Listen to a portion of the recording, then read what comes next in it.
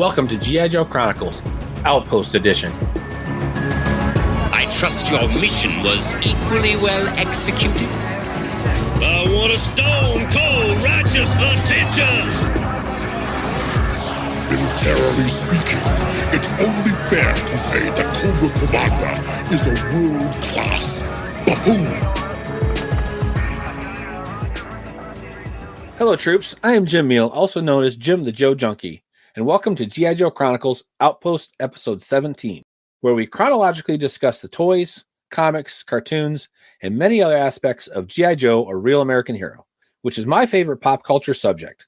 Without getting too bogged down in the details, just my co-host and I having a conversation and reminiscing. And of course, that means that I'm not alone. Joining me today to discuss these outstanding comics is DJ Kristatos, Pat Sampson.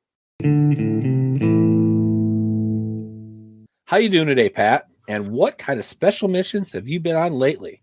Well, Jim, I am doing fine. I'm glad you asked. Great to be back here at the Outpost. Always like coming here, finding some cool stuff, talking about the comics that I've loved and grown up with.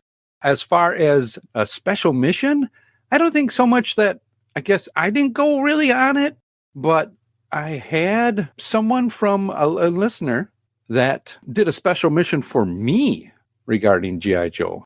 It is... A listener is Steve Martin, and he had been listening to our other Joe show, G.I. Joe Chronicles, as we were going through the comics there, and he happened to catch what I had said, that I never had an Iron Grenadier, and he nicely sent me 2 Iron Grenadiers. Two?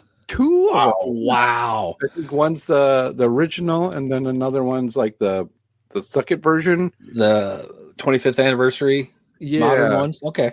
So I was like, nice. Oh, man.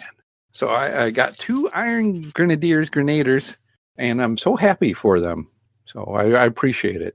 Thank you. And I just wanted to, call that out and thank everybody for that. That's awesome. They're Grenadiers, not Grenaders? Grenadiers. I don't know. Grenadine, yeah. Oh, okay. I use them when I make it, and I put their feet and I stir in my. Wow. That's a different. No, I'm not going to ruin them that way. No. But speaking about special missions, Jim, what special mission have you been on? Well, lately I've had some time to do some customizing. Some of you may know I prefer to do vehicle customizing. I don't do the figures. I can't paint that good. That's my stubby hands, and just I can't do that. I do the vehicles. And what I do is I integrate some 3D printing aspects into it. This time I made, those of you can see behind me, my flag, and I've got it raised up. So I have a lower deck. I created a lower deck on it so vehicles can be underneath it. Well, my transportable battle platform was too low. So it wasn't the same height as the flag. So I created some connectors. I have extra legs for the platform so they connect together so they can raise the platform up. Oh, yeah, that looks cool. They slide in, lock in. And I also have been customizing a whale, which we'll be speaking about today, into a equipment hauler or equipment transport. Ooh, so I put out the front of it, and I'll put pictures on Facebook and stuff so that I can put Vamp, Ram, Devilfish, all that kind of stuff inside the whale where the people would normally go. Anyway, I love doing the customizing. I've finally found some time to do it. I've been going gangbusters on it. Sounds like a fun thing to do, and I'm looking forward to seeing those pictures. All right. So also joining Pat and myself is a Crusader Club member and fellow G.I. Joe fan, Jeff Polier. Thanks for stopping by the Outpost to discuss these great G.I. Joe comics. Since this is your first time at the Outpost, Jeff, how about giving us some background on how you became a fan of G.I. Joe? Was it through the toys, comics, cartoons, some other means? And then any special mission you've been on? Thanks, Jim. Hi, Pat. I am Jeff, codename Cascadian. I was born in 1973, so that made me the target age when the 3 3/4-inch toy line started. My family was at the lower end of middle class, but I still managed to have a bunch of toys, although it was usually for me earning money and then buying my own. I don't remember what my first figure was, but it might have been Breaker. A lot of my decisions when it came to buying figures was their accessories, and Breaker had more than most in that first wave. My first vehicle, which I bought myself, was the APC. It had next to no time in the cartoons or comics, but it was a larger vehicle. It doubled as a storage case, and it could float. If I were to write a G.I. Joe story, I'd work an APC in there somehow. And we actually do see it in the 3 issues we're going to talk about today. The APC is in, I think, 2 whole panels of number 30. That made me kind of excited. I did watch the cartoon when I could, but mainly because it was what was available. I knew even at that age that it wasn't actually very good. I tried to rewatch some later as an adult, and I just couldn't. Yeah, you definitely have to watch it through the child's eyes when you're rewatching it. The comics, though, I just missed being part of the show to talk about my first G.I. Joe comic because it was number 27, and it was amazing. I was hooked. I eventually obtained the previous stories either as batch issues or reprints or sometimes both, and I collected the series through number 118. Longtime G.I. Joe inker Randy Eberlin lives in my area, and years ago I bought the original art for page 13 of issue 96 from him. It's the Hero Ninjas invading the Cobra consulate in New York. Oh, nice.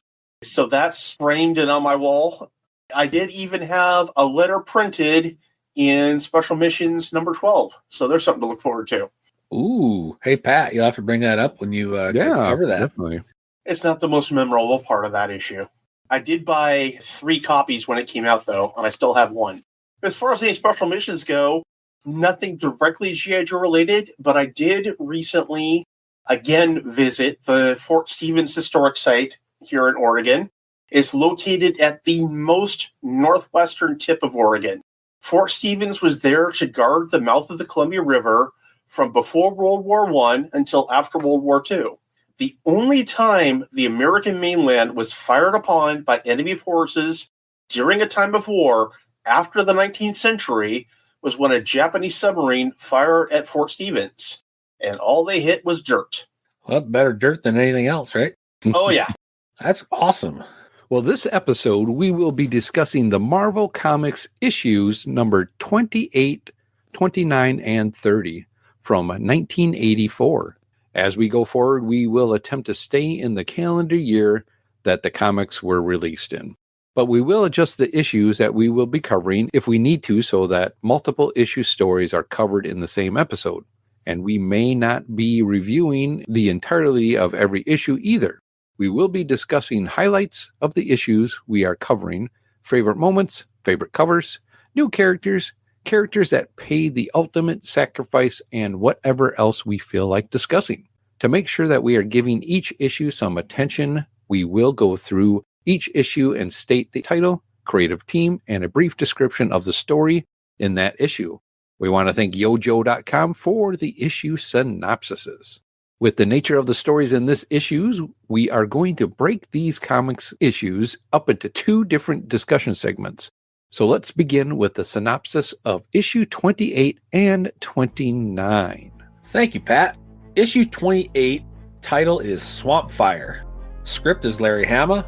Pencils, Maurice Severin. Inks, Andy Mashinsky. Lettering, Rick Parker. Colors, George Roussos. Editor, Denny O'Neil. Editor-in-Chief, Jim Shooter. Cover artists, Mike Zeck and John Beatty. Zeck, Beatty, Zeck, Beatty, Zeck. In the Gulf of Mexico, the Joe team of Torpedo, Tripwire, Mutt, and Junkyard return to the Joe freighter. Duke and Roadblock are flown in by Dragonfly to lead the attack on the Cobra base in the Everglades. At the base, Zartan and his Drednoks decide to abandon Cobra Commander and head north. Destro and the Baroness ride a water moccasin out to where the Baroness has had Cobra supplies delivered. These supplies include a squadron of rattlers. In their car at a railroad crossing, 2 policemen sit and wait for a train to pass. These authorities look disturbingly like Laurel and Hardy. They notice an army riding atop a train car. He asks them if they know where Route 56 is. They say that they're sitting on it, causing the soldier, Breaker of the Joe team, to call out to Steeler and bang on the roof. This alerts the Mobat tank secretly riding in the cart to come crashing out onto the road, scraping the police cruiser's side. The infuriated police chief orders a pursuit of the Joe tank. Back on the Jane, a group of Joes hop onto the whale and roar onto the ocean, heading for the Everglades. The Cobra Rattlers have since taken off, but the Baroness decides not to join the conflict and instead heads north to Springfield to prepare a triumphant return for the commander. In truth, she will go directly to Major Bludds' cell and ask him how badly he wants his freedom. At Zartan's lair, Firefly discovers that a section of Zartan's radar control board includes remote controls for a robot army of Cobra troopers and his Hiss tanks. Cobra Commander takes the controls and sends the android army against the approaching Mobat. The police chief even joins the fight. Rattlers flown by Destro and Wild Weasel also enter the fray. The Joes realize that the Rattlers use infrared detectors to target him, and that by hiding in the trees and cooling down the tank's engines, they won't be seen. The Rattlers lose track of the Joes, but destroy the police cruisers. The policemen run off like crazy. The Whale then arrives at the scene and gets strafed by a Rattler, wounding Deep Six. The Joes manage to shoot down Destro's Rattler, and the battle ends. Cobra Commander gets picked up by Wild Weasel, and Firefly and Destro are left out on their own. Neither one of them is happy. Jeff, you want to cover issue 29? Ready for service. Issue 29, Beached Whale. Script, Larry Hama. Pencils, Frank Springer. Inks, Andy Mashinsky. Lettering, Rick Parker. Colors, George Russos. Editor, Denny O'Neil. Editor-in-Chief, Jim Shooter. Cover artist, Michael Golding. The Whale is at a dock in Erlinger's Cove on the Gulf Coast of Florida. There, the Joes plan to do some repair work on it. The citizens on the docks try to make fun of the army men and their broken boat. Roadblock carries an armor-plated panel to the end of the dock with 3 young pranksters hanging on to the end of it. In the Everglades, Firefly and Destro plan to return to Cobra headquarters and get revenge on Cobra Commander, who abandoned them there last issue. In Springfield, Cobra Commander has returned to a cheering crowd in parade, the people not knowing of his failure in Florida. One person, the boy Billy, plans to have his revenge on Cobra Commander for what he did to his father and the boy himself. At a giant rally that night, Cobra Commander reveals the Crimson Guardsmen. They are highly trained soldiers that are young, intelligent, and seemingly good citizens. They will have normal-looking families and acquire jobs in business and politics, but the whole time working undercover for Cobra.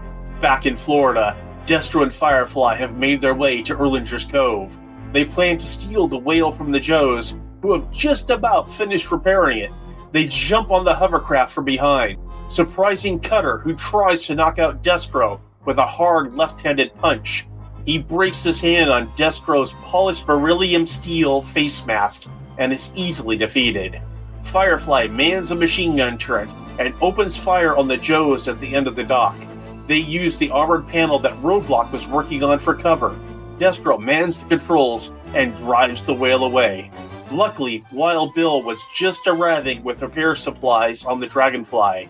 He drops the supplies, and Duke jumps into the cockpit and starts chasing after the Whale. Cutter and Roadblock hop into a fishing boat and head out for the Joe freighter, G.I. Jane. In the chase, the Laurel and Hardy-like policemen from last issue are walking down the interstate and get knocked off by the Whale. Cutter arrives at the Jane and drives it towards the docks at high speed. He then activates the hydrofoils on the Jane and shoots across the docks and overland, passing right over the 2 policemen, who pretend that they saw nothing. Destro shoots the Dragonfly with his wrist rockets. Wild Bill manages to land it on the G.I. Jane. Destro and Firefly then secretly escape from the Whale by floating away in a couple of empty depth charges. The Whale is brought on board the Jane, but carrying a bomb that the Cobras left behind. Tripwire jumps onto it, since he sees nowhere to put the bomb and no time to defuse it. Roadblock grabs it from the Joe and hurls it through a ventilation shaft, where it flies out overboard and explodes. The Joes have totally lost Destro and Firefly, who continue their escape at a stolen fishing boat. They plan to head to Springfield. Thank you, Jeff. With the details of issue 28 and 29 out of the way, we are going to move on to round 1 of our first segment called Supporting the Troops. It's here, the G.I. Joe collection. G.I. Joe from Hasbro. In Supporting the Troops, there was one new toy-based character introduced for the Joes, as well as the first use of the greatest vehicles of any toy line. And those were the Crimson Guards and the Killer Whale, or the Warrior Hovering Assault Launching Envoy. And the reason I put this one in here was because it was almost like it was a character, the way that it was used and the way that, so I thought, you know what? And it's a good vehicle, so we're going to discuss it. Now, there were a few non-toy inspired characters. We only see these characters for these 2 issues, and they are, let's say, the comic relief. And those were RL and the Chief, as well as the generic robot soldiers. So let's discuss these new and supporting characters. Pat, why don't you go first? Pick one. Okay. I'll save the big one for somebody else that wants to talk about it. I kind of like the Crimson Guard. They get introduced in this issue and then really play out for a little while, in the next coming issues that'll happen here for really quite a while. A very cool looking figure for the toy, along with an interesting background that Cobra has here. And that is, it's an infiltrator. It's a guy that's going to, be your everyday man in and around outside of Springfield. So, they're starting to place some secret agents in the world here, and they look really cool. Yeah, I found it interesting that in the comic, their first appearance, they did not look very much like what their figure did. Very plain red, didn't have, the helmet and stuff. But yeah, the way they used them, and we'll discuss a little bit more when we talk about issue 30, but the way Larry utilized these specific ones and renamed them. And there's a character that comes out later that we talked about with the Snake Eyes origin later on, next 12, 13 issues. So I find that I'm still calling this fairly early in the series. A lot of the characters aren't terribly on model compared to the toys. If you're in the Transformers comics, that was a big thing there too. The artist got across the basic idea, but sometimes you kind of count on dialogue to tell you who people are. It does get better once not everyone is wearing the same green fatigues. I think sometimes too, Pat and I may have discussed it. Sometimes Larry didn't have the final model or what the vehicle or figure was going to be either, or whoever the artist was. Yeah, probably not. Kind of like drawing a movie adaptation. If you ever read the original Marvel adaptation of Star Wars, wow, are things so different than they were on the screen.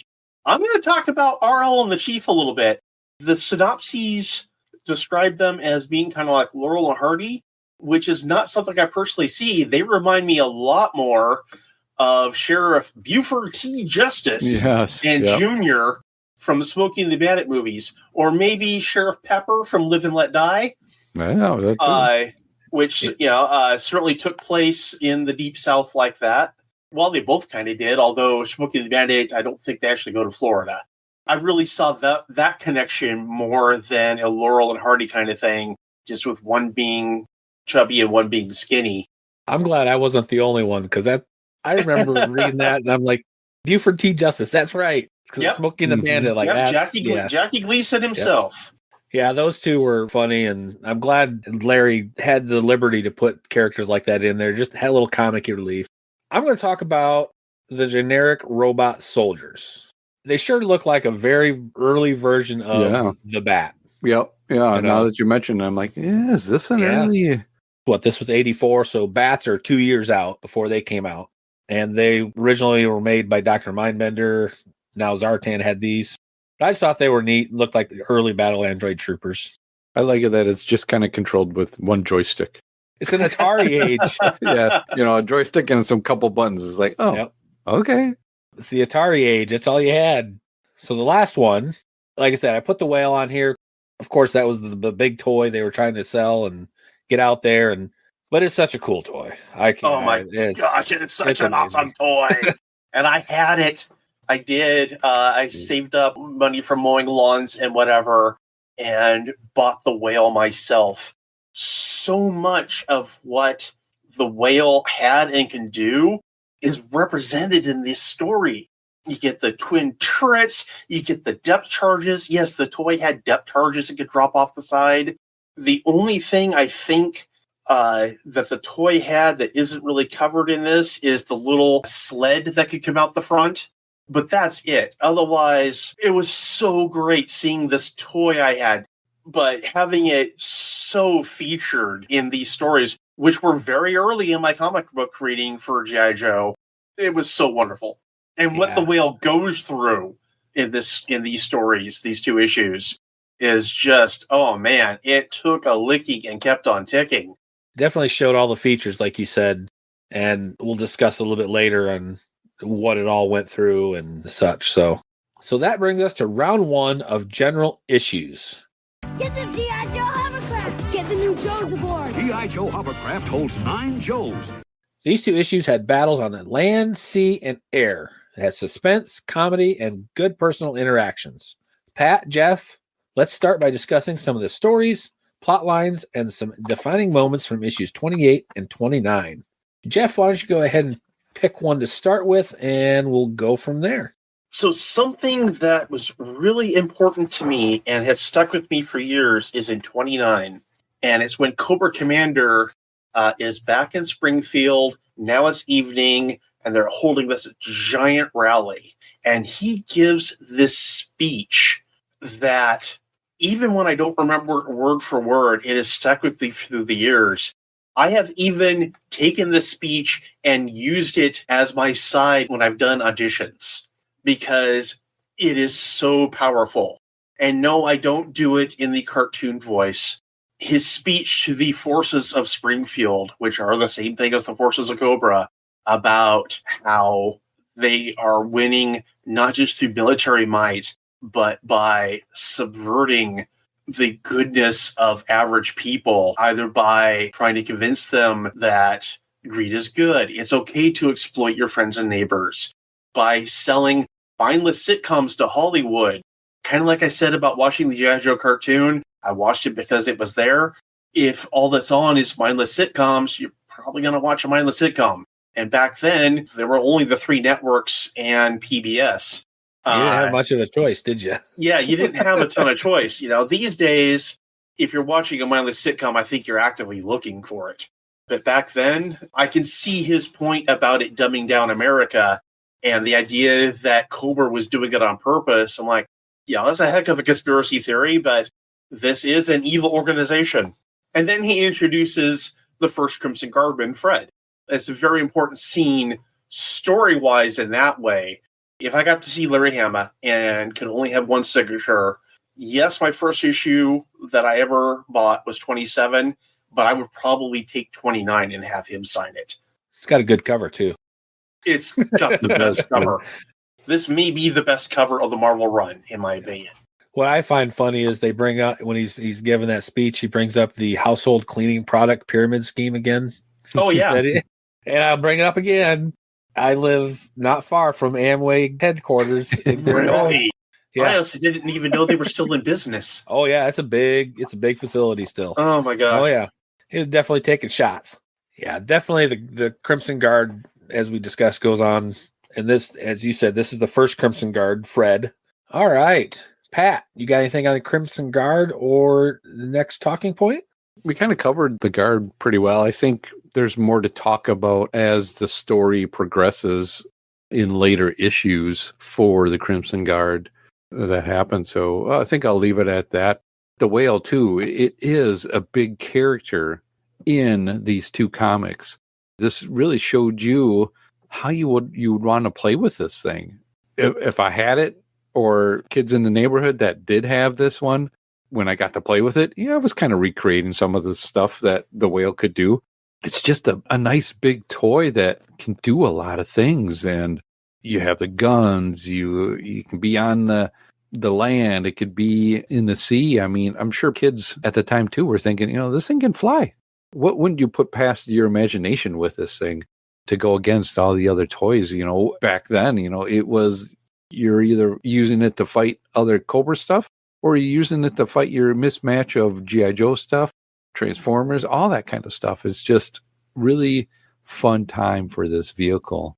In this comic, it definitely plays the bigger part in it, especially when you see them trying to repair it, and how much it means to them that they need to get this thing repaired to get it back in the battle against stopping what Cobra's got going on, or just trying to track down everybody since they know where they are.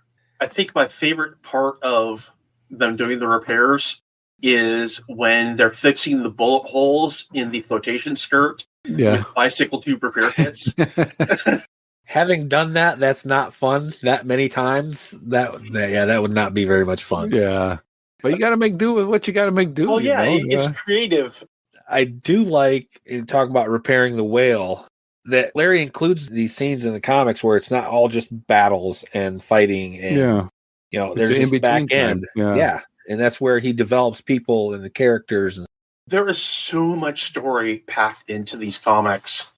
Reading through these, which I haven't picked these up in quite a while. And reading through these, I'm going, man, I love where the current G.I. Joe stuff is going, but they would take 8 issues to tell as much story as is in one of these issues. Yeah, Larry it's packed in, and it's adventure and characterization and world building. There's so much to it. I love it. I love it so much. Seems like whenever we talk about these comics, our guests always mention that. Pat and I have mentioned it before. That's why he's a award-winning writer. Talk about the repairs of the whale, but why did the whale have to get repaired? Well, they were in a battle with the Rattlers, and the Dragonflies and the Hovercraft were all battling each other. The Everglades seemed like it was a perfect location for all that stuff. The air, sea, land, could show all the attributes of all the different vehicles and characters. Again, high-pitched, high-paced battle that Larry is known for and good at. What did you guys think of, and this kind of going into the tank and land battle, but when they were cooling down the engines on the tank, I'm like, there's no way that would cool down that quick. They were pouring the water on the tank waiting to stop the heat-seeking missile. But it probably didn't occur to me when I was 11. Encountering that now, that is a big, heavy engine. That is going to take half a day to cool down. Yeah, and I'd be worried on the mechanical side that I am. I'd be worried about cracking the block doing that. That is true. Okay. What are your guys' thoughts on the battle? Back to Ols, because there was a couple of them. I thought they were, very good. Again, it's just Larry putting in so much to this that with the battles, again, showing us how to play with the toys that we had in a way that made sense with good storytelling. It was cool to see the Rattlers too. That's a cool toy as well. Oh yeah, Rattler was a really amazing toy.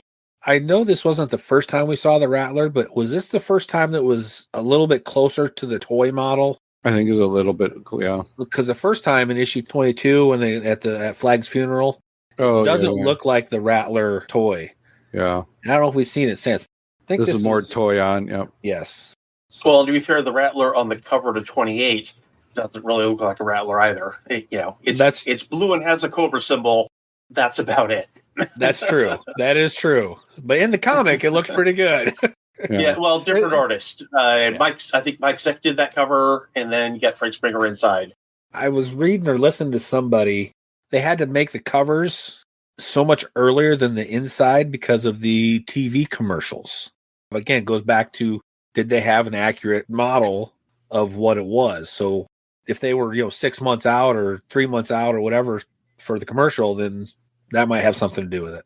I think Larry must have had a good start ahead of time then on what he was planning to do, because all 3 of these covers, they may not be exactly panels out of the book, but they are accurate representations of what happens in the issues. Yeah, they are. A couple more things I want to bring up about the battles. When the Rattler's strafing the whale, and Deep Six, who is known as just this cold fish and this guy that just really doesn't seem like he cares, him and Roadblock working together was really good. Yeah. Was amazing. Amazing teamwork. Deep Six is an introvert. That doesn't stop him from being a team player. And that's something that the team aspect of how the Joes behaved in both of these issues really sticks out to me. They're supportive of each other. Now, granted, you get the point where Tripwire thinks Cutter may have gone off the deep end, but Cutter is trusting Wild Bill is trusting Cutter.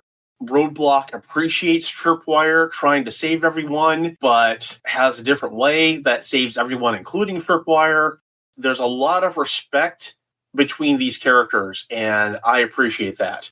Then you get the Cobra side, where everyone is sharpening their knives, just waiting for a back to be turned. Yeah, that's definitely a common Cobra theme. One thing I want, as we're talking about Roadblock and Cutter and that scene, then Roadblock puts the big guns on his back. Deep Six, can, do the shooting. 2 bullets bouncing off of Destro's face. 2 bullets off of his face. Big bullets. Yes. Yeah, these aren't just ordinary bullets. These are heavy duty rounds. And he's just like, whatever. Then it comes into play again later on when Cutter tries to smack him in the face too. It's like, dude, the guy just took 2 bullets to the face. You think your fist is going to do anything to it? Yeah, but they took his ride. Yeah, that's true. Well, and they took Destro's ride. Yeah. So, eye for eye, I guess. Anyway, let's go ahead and talk about Major Blood and the Baroness and what she's kind of starting to plan here. And you're kind of wondering that too.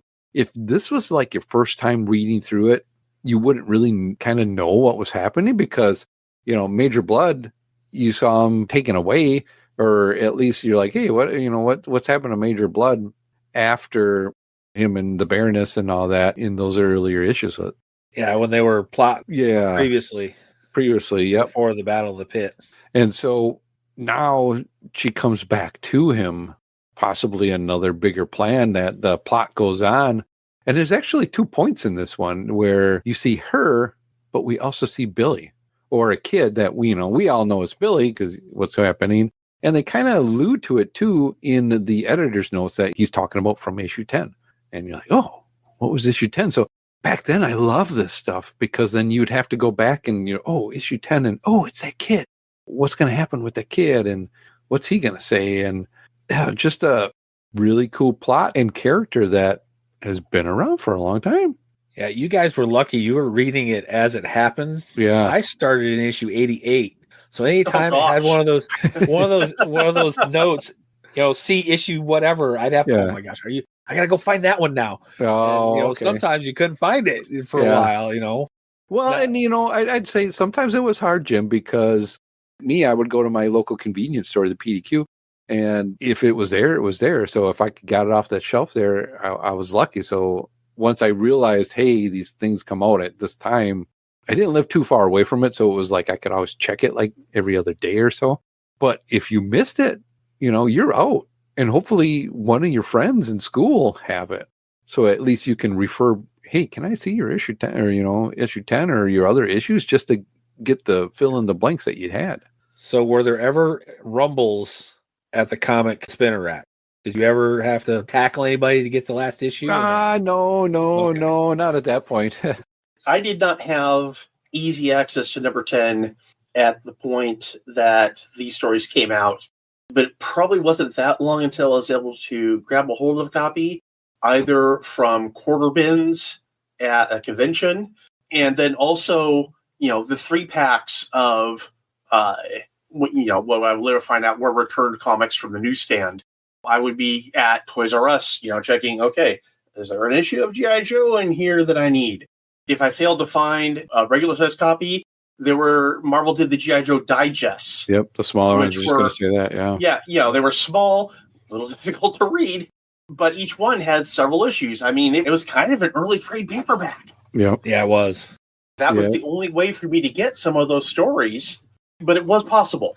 So yeah, Baroness and Major Blood start that next plot. So join us next time. We'll start discussing that. There'll be more revealed in the next 3 issues. The last one, and I don't know if we touched on it all or not, reminiscent of when Cobra Commander escaped from the base in the mountains and the claw was damaged, and Cobra Commander said, "You're left behind. Hey, it'll fly with just one of us, so you're left behind." Very similar to what he did to Firefly, just this issue. And then Destro, they end up meeting up and escaping on the whale and chase afterwards. The chase afterwards is, again, it's one of my favorite action sequences. not just of G.I. Joe comics, but like of ever. And it's Cutter, who is so determined to get to the whale that he aims the Jane at land, extends the hydrofoils so the body of this, what seems to be a fishing ship, but it's a full-size ship. It's more than a boat. So the whale is, several meters even above surface level. And then he just gets a full head of speed so it has enough momentum to go over this bit of land. He didn't have time to go around. He went over and actually catches up with the whale. It's so astounding. I would so love to see this cinematically. See, he was so used to piloting the hovercraft. That's what he thought the Jane was. He thought it was another hovercraft going across it like that. And then they chase RL and the Chief down again. That's the last time we see them, I think. They're walking on this, it seems to be a pedestrian bridge going across a body of water. Yeah, the Jane, the hydrofoils are on either side of this pedestrian bridge, and the Jane just passes right over their heads. And they're already looking a little disheveled from what they've gone through between the tank battle and stuff in 28 and now getting knocked off the road in 29 by the Cobras in the Stolen Whale. Then the Jane passes overhead, and they look like they are at the end of a 48-hour shift, and they want nothing to do with it. This is where it separates from Sheriff Buford T. Justice, because Buford T. Justice would still be trying to chase down the Joes. The Chief here is just ready to give up. He just wants to go home. He didn't see anything. Arl didn't see anything. Yeah, they're ready to go home and have some nice coffee or tea or an adult beverage of some kind, I'm sure. We discussed the whale earlier. That play feature again with the depth charges. Firefly and Destro hide in the depth charges and bob away. Anything further we want to discuss about these two issues? Action-packed, filled with story, filled with characterization. I think the one thing, and I think that'll lead us into the next issue, is Zartan. Hey, I'm out of here. See you guys. Leave the key underneath the door, on your way out or whatever. He's just deserting Cobra Commander there and heading somewhere else. Zartan's not a believer. He's a mercenary. Yeah. So then obviously he didn't pay him enough to, stick around anymore. And I got other things I want to do. At this point in particular, that could be most of Cobra High Command can be described as that. They aren't believers. The people of Springfield, the rank and file, they believe in Cobra. They may have been brainwashed to do so. I don't know. But Cobra leadership, part of the reason it's so fractured is there's no one vision that everyone believes in. That's why they struggle to win or gain supremacy throughout the whole series. So, Pat, as you mentioned, Zartan. So why don't you roll us right into issue 30? All right. Well, issue 30 was called Darkness. It was scripted by Larry Hama, pencils by Frank Springer, inks by Andy Wushinki, letter is Rick Parker, colors is George Roussos, editor is Denny O'Neil, editor-in-chief Jim Shooter, and the cover artist is the Mike Zeck and John Beatty. Beatty Zeck. Our favorites here. And the synopsis goes like this. Zartan and the Drednoks have been keeping watch at Mcguire Field and see a Joe Dragonfly land. Zartan uses his holograms to disguise himself as Hawk to see firsthand if the landing Dragonfly was the one that was attacking them in Florida. After talking to the deceived Wild Bill and Doc, he is sure of it. He informs Cobra Commander, who becomes convinced that Mcguire must be where the Joe headquarters is. On Staten Island, the Crimson Guardsman Smith, actually Fred 1, has established a home right next to Fort Wadsworth to see if it is the Joe headquarters. He brings his family with him, which includes his son Sean and daughter Heather. When Doc and the injured Joe arrive at the pit and see Hawk there, they realize that the person they saw at Mcguire Field couldn't have been the real Hawk. Someone was trying to deceive them. Using ARP Code Circus trucks, Cobra arrives at Mcguire Field and unloads their weaponry, planning to wait until late night to attack In Springfield, the Baroness and Major Blood find Billy digging through secret files. The Baroness knows how much Billy hates the commander for what he did to Billy's father and the torture Billy received in Dr. Venom's dungeon. She realizes that maybe Billy can help them betray Cobra Commander. Crimson Guardman Smith is told to abandon his Fort Wadsworth spy post, since Cobra thinks they have already found Joe headquarters. This infuriates him, causing him to miss seeing all the Joe vehicles drive right by his house, heading into Mcguire Field. At Mcguire Field, the Drednoks, tired of waiting for Cobra to attack, decide to have a little fun and start tearing apart aircraft parked in the base. Buzzer accidentally causes an F-14 to explode, alerting the base of hostile presence. Seeing his cover is blown, Cobra Commander orders the attack, but the Joes arrive just in time to chase them onto the field. The Cobras get blown apart from behind. Cobra retreats rather quickly. Destro and Firefly have made it to New York in their stolen fishing boat and plan to have their revenge on Cobra Commander when he least expects it. Thank you, Pat. With issue 30 details out of the way, we're going to move on to our second round of supporting the troops. The Cobra Bunker! Follow me! He's got it! Drednoks, Torch, Ripper, and Buzzer! In this round of supporting troops, we don't have any new toy-inspired characters introduced in issue 30, but we do have the return of someone from 20 issues prior and the introduction of a family whose son is still part of the G.I. Joe story. And those are Billy, as yet to revealed to be Cobra Commander's son, Crimson Guard Fred 1, Fred's wife and daughter Heather Collins, and Sean Collins. So, Jeff, who would you like to start discussing? Billy is clearly the most interesting character of those long term, but I'm not sure I'm qualified to talk about him very much because there's a lot of a real American hero I haven't read past a certain point. So instead, I'm going to talk about Fred 1 and his family. Fred 1 and his wife, does she ever get a name later in the comic? I don't know. I looked. I spent a lot of time looking at the issues that I knew she showed up. Mm-hmm. Issue 43, some issues through the 30s when they were in the mall. I could not find her name. I even looked at 155 where Sean Collins writes a letter to Snake Eyes. I didn't look at any of the IDW issues that Larry wrote later on. I didn't look at any of those to see. Might reveal her name in there, but in the Marvel run, I could not find her name. So listeners, if they did reveal her name, let us know.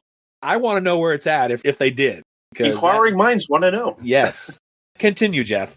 I was so intrigued by the idea of the CGs, the Crimson Guards, and how they were more than just troopers. I mean, yes, the toy comes with a big honking gun and is in a distinctive uniform. You know, even back then, I'd kind of wish there was a variant of Crimson Guardsman undercover. You know, and maybe he could have come with a pistol and a portable computer or something. But I also like the idea that it seems like these were an actual family. And I'm going to jump ahead a little bit continuity-wise. When we get to Fred 2, he's just inserted into this family. And the rest of the family, the mom and the kids, are just supposed to pretend like nothing has changed. These seem like an actual family. I would say they're a family of kooks with anger management issues, destroy their equipment when they're told they're being recalled. Yeah. I'm sure someone's going to have to pay for that once they get back to Springfield. Yeah, they really lost their cool when they thought their mission was over already.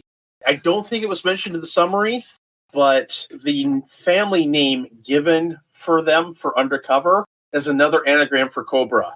They are the Bracas. That's another nice little touch. Mm-hmm. The Fred 1 story carries on in the next 3 issues. So come back next time. We'll discuss those. It's a very short storyline, but very profound for Fred 1.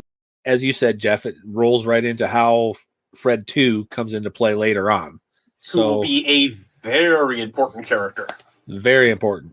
Pat, you got anything on the family before I roll into Sean Collins? No, I think we covered it pretty good. I think Jeff said a lot about it that I would agree with. Is it was interesting that they just kicked the crap out of all the computers. I would have waited a little bit. Yeah, you would have thought of like, destroyed it. Is it later on in the issue? They're setting it up again or something? Yeah, they're like, Yeah. we got to set it back up again. Yep. Right? Yeah. So I want to talk about Sean Collins a little bit. And his story will roll out throughout the Marvel run, Devil's Due. Do you recognize the Sean Collins name, Pat? Oh, boy. He's in the first issue of the Devil's Due. He's actually the first character you see in the first issue. Oh, Really? Wow. boy. Now I got to go back. In the Devil's Due era, he is Kamakura. Oh. Yes. So I guess I didn't. Oh, wow. yeah. He becomes I don't know who that is. well, I got a perfect podcast for you to listen to. To go back and listen to G.I.Joe Chronicles. Yes, in the Devil's Due era, Kamakura is Sean Collins. Oh. And his storyline can be really how he became Kamakura is in the Master and Apprentice miniseries through Devil's Due. Oh, okay. It tells the story of how he became Snake Eyes' apprentice. Very good limited series. But in the Real American Hero, the Hamaverse that IDW took over, he becomes Throwdown. And then when Snake Eyes gets killed by Serpentor in the 200 teens, somewhere around there, he actually becomes Snake Eyes. And this is the first time we are introduced to Sean Collins, and he plays a big part through not so much the Marvel run, but beyond the Marvel run. People take him and use him. So, yeah. That's amazing. And then, of course, like you said, he's got the letter at 155, right? Yes. Yep. He's the one that writes the letter to Snake Eyes on his father was, I don't know what you call him, stepfather, Wade Collins. No, that's yeah. That's Wade Wilson. Oh, never mind. You're right, though. That always confused me, too. Collins is... Or is it Slade Wilson? Oh, wait, no, that's Terminator. That's a different Never one. mind. Oh, man. Or No, Slade Wilson is the Deathstroke. The term, yeah, Terminator, Deathstroke. yeah. Yep. So anyway, all that to say, Sean Collins, it's the first time we see him. He's got a long storyline beyond the Marvel run. Well, that's really cool. I mean, there's so much in this to remember. So it just kind of blows me away because I don't think that dawned on me when we were going through that run at all with Kamakura and where he was from. Just, wow. Very interesting. So, Pat, you're the last one. That means you get to talk about Billy. All right. Well, yeah, let's talk about Billy a little bit. Again, a character who is around, especially in the Marvel run for quite a while. Bits and pieces of him. We see him in issue 10. We don't know who it is. Literally bits and pieces later. Yeah. Sorry. Too soon? Too soon.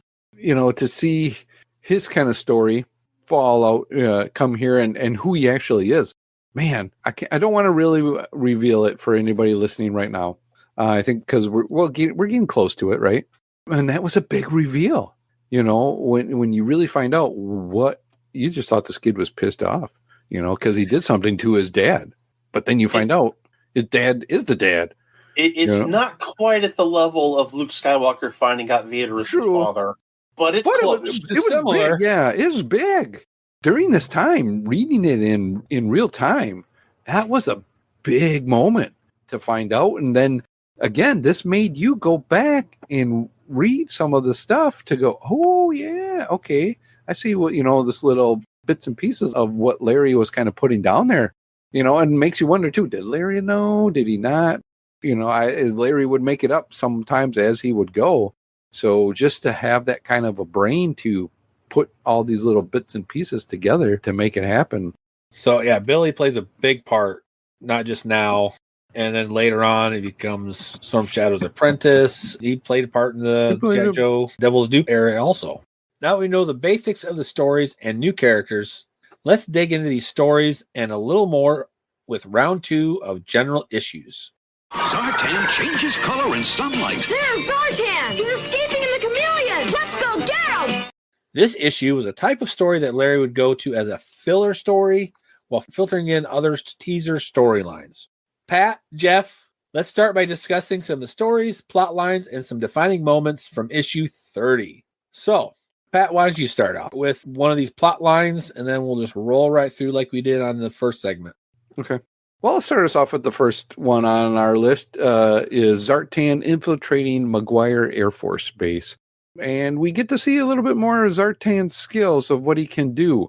And to imperson Hawk on this one was very interesting to see, and just knowing how to act a little bit, I guess, with the troops, that he could get away and gather his intel that he needed to do. So he's a very, very tricky kind of guy with this. And then again, we find out he went there to gather some information, and now he's going to tell Cobra about it and, you know, try to make a little money, do what he needs to do to get back into, I guess, his graces, or just he's a schemer. That's what he's going to do. Yeah, I thought it was interesting that when he was at the Air Force Base, Doc saw him. Yes. And then Wild Bill, and then they get back to the base and they see Hawk. Okay, well, I remember issue, I believe it was 48, when Zartan infiltrates the pit as Ripcord. Oh, yeah. Doc gets tricked again in issue 48 by Zartan. They knew something was up, and they didn't really do a whole lot to figure out what was going on. But they didn't know Zartan's power at the time either. So yeah, exactly. Makes sense. The guards at the entrance to Fort Mcguire seem incredibly inept. Yes, he looks like Hawk. He's dressed in a full patrol's uniform, but he's walking to the entrance. That would raise some alarm bells with me, and I even thought so at age 11. It seemed ridiculous to me how easy it was for Zartan to enter. If he had some kind of, probably holographically disguised, but some official-looking vehicle to drive in on, okay. But walking in? It makes you wonder why he didn't use like his bike to project something. And I know he does that another time. I think it's an upcoming story where, he projects his bike to look like a Jeep. And that makes a lot more sense than this does. Well, he used the projector to change the garage into the shack. Mm-hmm. So he had the ability. Sometimes you gotta stretch and give a little bit. Yeah. And true, you know, this may be just Larry or the artist trying to figure, you know, things out too of what he can actually do yet.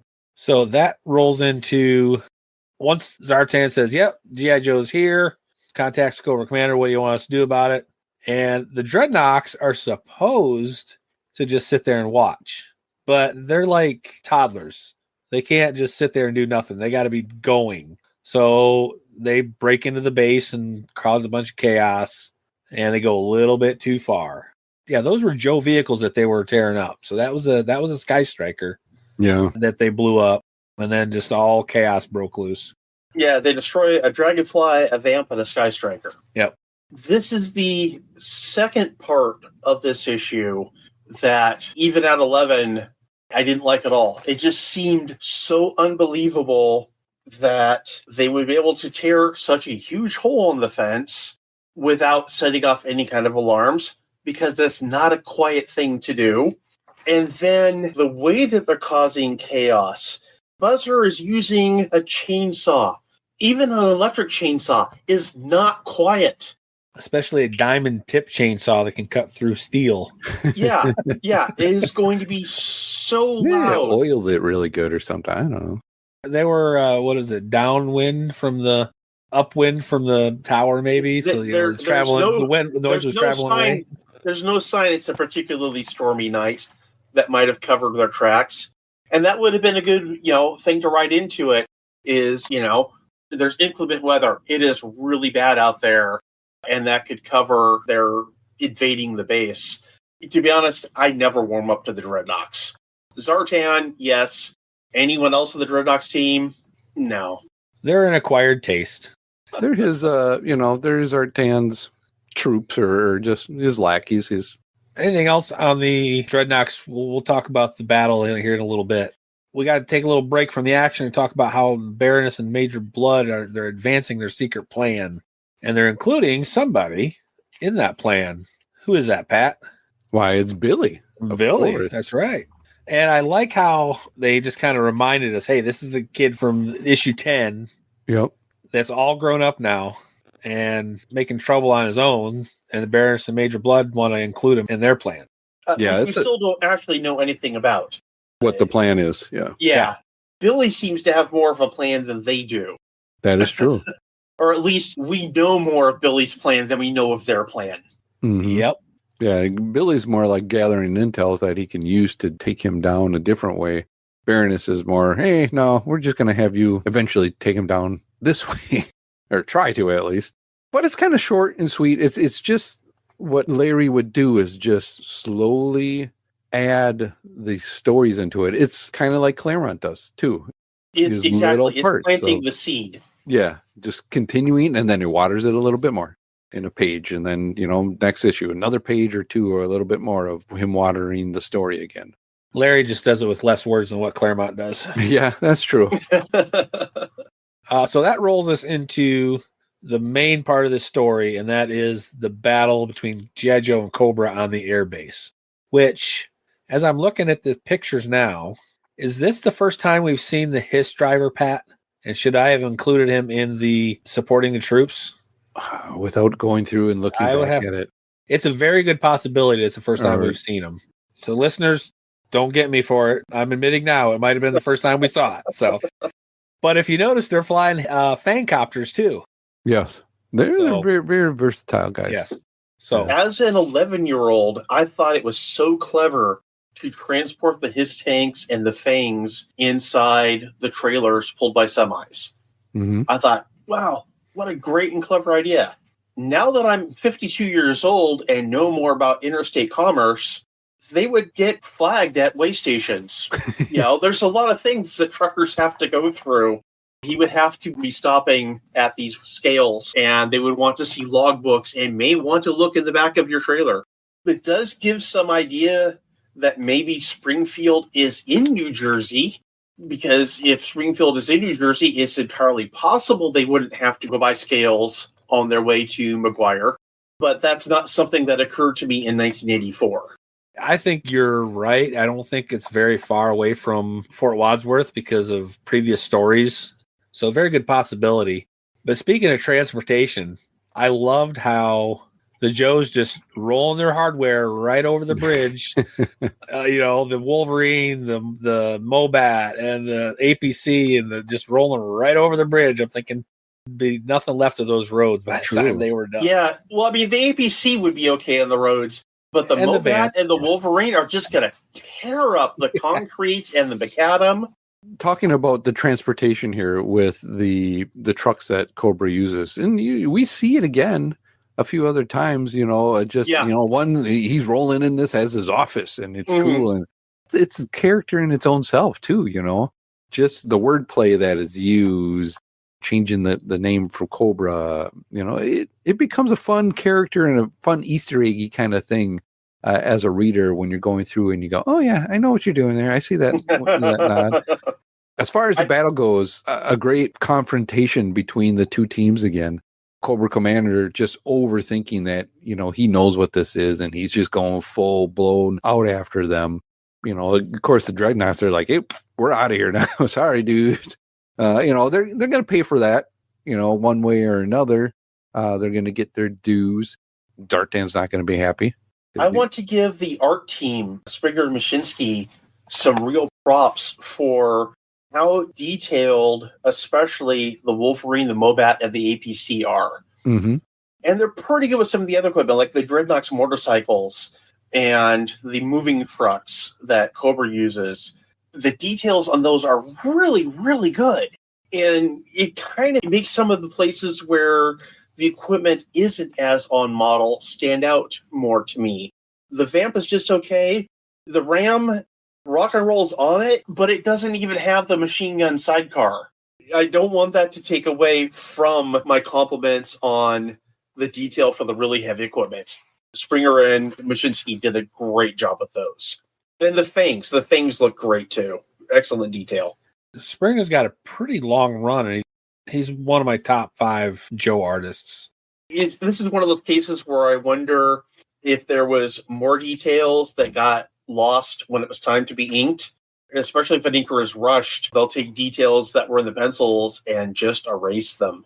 And I kind of wonder if that's some of what happened here. They hit their weight limit, so they had to get rid of the sidecar over the bridge. Yeah. Well, we're taking the Bobat over the bridge, so we need to lose the sidecar. Exactly. So the battle's pretty much kind of what you expect, the back and forth with G.I. Joe and Cobra. And at the end of the day, there's a bunch of Joe vehicles demolished. And for some reason, Ace is sad that they destroyed the Sky Striker. But this isn't the cartoon, so he didn't get blown up in the sky. It was blown up on the ground. But I do like, what happened to Commander, getting his tank to topple over. He's really battered now, right? Mm-hmm. But finds a clever way to escape. Hanging on to the end of the rail of the Fang there. Anything further that either of you would like to discuss? Just one quick thing is, again, we talk about Larry planting a seed and watering it. The last two panels at the end of... Yeah, that's some real nice foreshadowing. And really makes you want to pick up that next issue. Yep. I was so excited. Ooh, what's going on? Man. And the next few are some really good issues. Heading into, I would say we're even in just a real well-remembered, positively remembered run of G.I. Joe. Defining. This is just really putting Joe on the map and really cementing its legendariness here, I guess. This is the era where, they had second printings of every issue up to like 50, but right now we're into there were some of them that were third printings. Wow. Of issues. So we're talking high numbers of issues. Thanks, guys. Listeners, let us know your thoughts on what we discussed, or if we missed something that you thought was a great moment or storyline from these 3 issues. Or characters like we kind of thought maybe with the Hiss Driver. Now, we're going to roll into the final comic book segment we are calling Taking Cover. Pat, would you go ahead and cover that? Sure can, Jim. Take cover! In this segment, we will be discussing the covers of the comics. These bright and action-packed images that caught our attention and made us want to pick up the issue and see what is happening in the story. The cover should represent what happens in the comic. Overall, the Marvel run of G.I. Joe comics did a good job of this. First, which of these issues we've discussed did the best job of representing the storyline and action that happened in the comic? And second, which cover was your favorite? They don't have to be the same answers. So let's go ahead and start with Jeff. You go ahead and share us your 2 covers for the best representative and your favorite. All 3 of these are really good representations of what happens inside. Mm-hmm. 29, I've already waxed on about 29. It's clearly not only my favorite of these 3, but one of my favorite period for the entire run. We get coloring that is not constrained by line work, and the way the Joes are colored in red and purple because it's nighttime and the light that's hitting them is from the explosive rounds hitting the armor plate. I cannot say enough positive about this particular cover. Between 28 and 30, my problem with 28 is how far off the Rattler is from I agree. The actual toy. Yeah. But I still think it a little bit represents better what's inside than 30 does, because the cover to 30 has all 3 Drednoks working on destroying the same Sky Striker. Doesn't actually happen. They're always tackling different vehicles. By the narrowest of margins, I'm putting 28 over 30. But ask me again next week. I might change my mind. All right, fair enough. For me, the best representation is, I'm going to go with issue 30. Even though it's the 3 Drednoks going on one of the jets, it still represents to me what kind of happens in the story, and maybe could fill in a blank of one that in between they may have been taken down another Sky Striker or jet at the time. For 28, it's a little off for me. Just to have that different a conversation, 29 is a good representation of it all there too. But to me, that's my favorite looking cover. That cover is just really cool with the coloring that's being done on it. Really stands out as a iconic cover for me. Michael Golden really went the extra mile when designing and creating that cover. Yeah, and that's why that one's going to be my favorite. 29 is my favorite, and I think I'm going with Pat on 30 as the best representation, as Jeff alluded to. 28, just that Rattler being off a little bit kind of throws me. It's just a nudge between, you know. Yeah. And it could go either way. Yeah. 3 great covers. Don't get me wrong. And we all agree on that. There are 3 great covers. 3 great covers. Yeah. But 29 is my favorite. That Michael Golden just pops. And then 30, I think, is the best representation. Anything further on the covers? Not only would I want 29 to be signed by Larry Hama if I ever saw him, I'd have Michael Golden sign the cover if I ever saw him. All right. Since we had so much wonderful discussion on the comic issues, we're going to once again skip military surplus. Thanks, guys, for filling up the episode with so much good content. So that brings us to closing. Pat, any closing or overall thoughts? Again, this is just a beginning of a great run in this series that Larry has going on, you know, and it's not necessarily just with Larry. You know, we got good artists, good coloring happening here. So it's all starting to come together to tell a story that years from now, we're continuing to talk about it and have really great fond memories of the series when we were kids. Yeah, absolutely. Historically, if anything could have been different, probably would have liked 26 to have been my first issue instead of 27. Especially those 2 issues. Like I said before, it's so positively remembered because it was great storytelling. It wasn't just good storytelling, and it was so much better than the watered down stuff that we were getting on television for G.I. Joe. There were consequences. It's still going to be a long time until we have another G.I. Joe die. We lost General Flagg, who wasn't even a figure. But we see actual wounded Joes in these issues. Deep Sixes has been hurt. Wild Bill gets hurt enough that he needs some serious medical treatment. That's not something that I would see in, well, especially not in the cartoon, but even in other comics, more superhero comics, especially the stuff, aimed at 11-year-olds. The consequences were not as dire, and it was really exciting. And Larry always said he wrote up to his audience, not down to his audience. Yes. That goes back to Stan. Stan Lee, the reason he used big words was because he wanted people to look them up. And, Stan's stories may have been silly by our standards, but one of his things was not just writing for kids. And Larry really took that and went even further. He wasn't really writing for the audience that was wanting the toys. Now, granted, I was, and I don't want to say I was more mature than the other kids of my age at that time, but this was the kind of story that I really wanted to experience. And like I said about number 29, Cobra Commander's speech modified my thinking even into now, because I saw the kind of things Cobra Commander is saying, and I recognized that is not the kind of person I want to be. I don't want to be that kind of person. I don't want to be the kind of person that would follow that kind of person. That's a heck of a thing to get out of a comic book. Our life experiences come from all different areas that touch us and people and stuff. So, Jeff, thank you for joining us. Been a great time getting to know you. Oh, you're so welcome. This has been a lot of fun.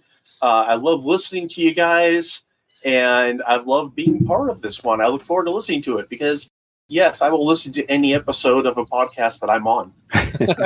So thank you again for joining Pat, Jeff, and myself for this episode of G.I. Joe Outpost. Pat and Jeff, thank you for spending time discussing some great comics. Jeff, if our listeners wanted to contact you, where can they find you? I've pretty much abandoned Facebook, and I was never into X. I can be found on Blue Sky. It's at jeffpolier.bluesky.social. I do Jeff with 1J on Blue Sky. I also have a website, podcascadia.com. That is the home website for my podcast network. I'd say it's on hiatus. It's been like 3 years since I actually produced a podcast, but the website is still there.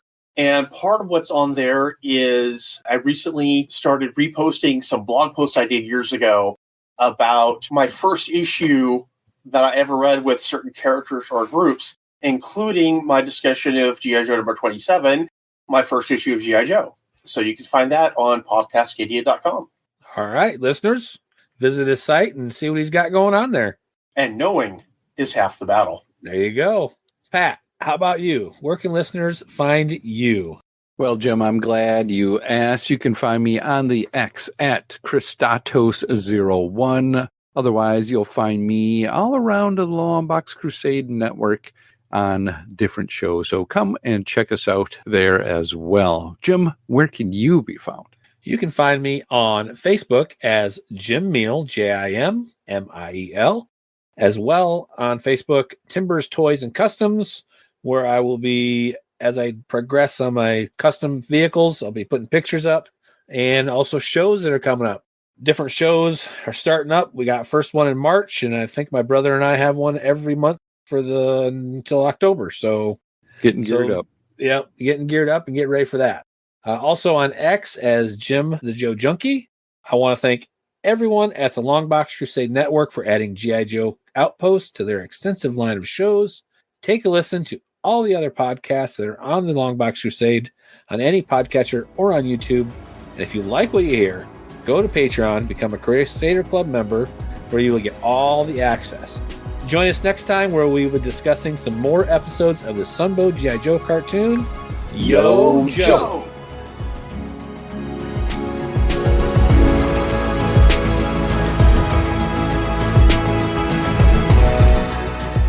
The music themes for this show are done by musical genius Joe November. Please check out his SoundCloud at Josephline99. That's Josephline99. You will not regret it.